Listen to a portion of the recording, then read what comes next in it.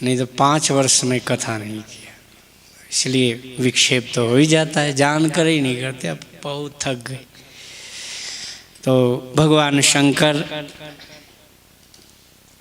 आज बैठे हुए दक्ष प्रजापति को जो है फिर यज्ञ ब्रह्मा जी महाराज गए, नारद जी, विष्णु भगवान आदि सब युद्ध भी हुआ। शिव पुराण में बड़ा विस्तार से वर्णन होता है, गोस्वामी जी ने संक्षिप्त में किया और यज्ञ परिपूर्ण किया।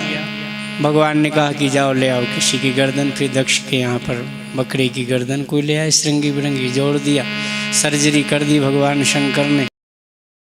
जैसे दक्ष प्रजापति की दुर्गति हुई, ऐसे शिव का कभी अपमान नहीं करना चाहिए, क्योंकि उसकी साधना पूर्ण नहीं होती है जिस साधक के जीवन में शिव की उपासना न हो।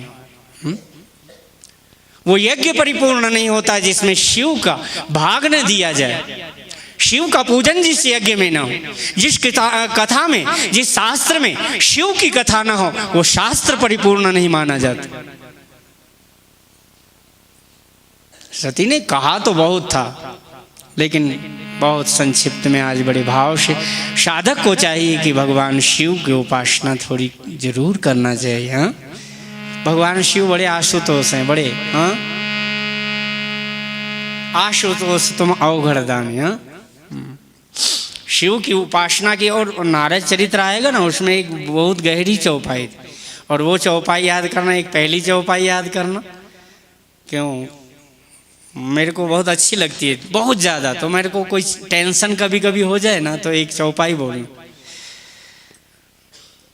जपहूँ जाई शंकर सतनामा,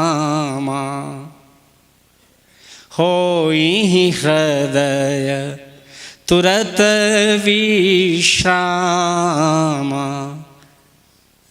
भगवान शिव का इस चौपाई को 108 बार मैं तो कई बार बोलूं, बस तुरंत शांति। नहीं को शिव, राम जी ने कहा, नहीं को शिव समान प्रिय मोरे, अशि प्रतीत तज्यों जनि भोरे, जहीं पर कृपा न करहीं पुरारी, सो न पाओ मुनि भगति हमारी।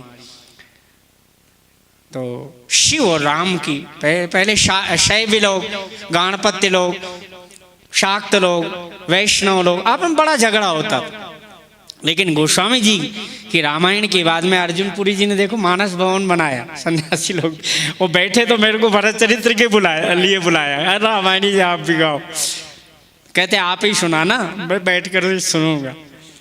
मैंने कहा धन्य हो, सन्यासी तो ये शिव ही साक्षात, शैव्य हो तो ऐसा, शिव उपासक हो तो ऐसा, और वैष्णवानाम यथा शंभु, वैष्णवों के आचार्य तो शिव ही है। और देखो हमारे सन्यासियों को हम इसीलिए अपने जगत गुरु आचार्य के रूप में मानते हैं। और मैं पढ़ा भी सन्यासियों से, वेदांत कैलाश आश्रम में पढ़ा, तो सन्यासी वेश को मैं सदा वंदन करता हूँ, चरणामृत लेता हूँ, तो धन्य है। मैंने कहा देखो ना, हम सब सन्यासी लोग भी, बैरागी लोग भी, मानस मंदिर की छत्र छाया में, तुलसी की छत्र छाया में हम सब लोग एक होकर के बैठे। आज हम भागवत की शरणागति, सुबह बड़ी सुंदर बात की महाराज, इसलिए सत्यम परम धीमहि कहा। कोई पक्षपात नहीं, किसी का व्यक्तिगत नहीं, लेकिन कहना ही चाहिए अपने राम जी का तो पक्षपात ले ही लेना चाहिए, इसमें कोई पक्षपात थोड़ा होगा। इसलिए गोस्वामी जी ने कहा रामाख्य भीषम हरि, मैं तो करूँ भैया जो जिनको बोलना हो बोल लो, लेकिन मैं तो कहूँगा यन माया वशविरत विश्वाखिलम। हाँ, बहुत सुंदर व्याख्या, पहली बार बड़ी गहरी व्याख्याएं सुना गुरुदेव सदगुरुदेव के मुख से, बहुत अच्छा लगा, आनंद आया, रोम रोम समाधिष्ट मन हो जाता है इनकी कथा में। हमारे साक्षात वेद व्यास जी नारायण के रूप में ही कथा कह रहे हैं। आइए बड़े भाव से, भगवान आज कन्या को जल्दी बड़ी कर ले।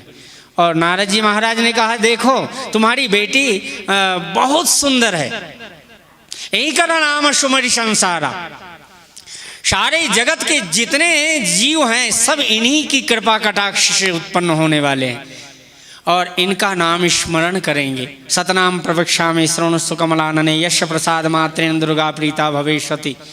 सती साध्वी भवानी भवप्रीतनी भवा भवमोचनी आर्या दुर्गा जया चाद्यानि त्रिनेत्रा शूलधारणी पिनाकधारणी चित्रा चंड घंटा महातपा मनोबुद्धि अहंकारा चित्तरूपा चिताचिति। शतनाम पढ़ना चाहिए दुर्गा सप्तशती। अरे हम तो 15 साल हो गया कभी पढ़ा नहीं, पहले तो बहुत याद हो गया था। भाव से पढ़ना चाहिए। माता जी तो क्या वर्णन किया, मनोबुद्धि अहंकारा चित्तरूपा चिताचिति। क्या माता जी के 108 नाम को पढ़ना चाहिए। हाँ, बहुत दिव्य नाम है माता जी के।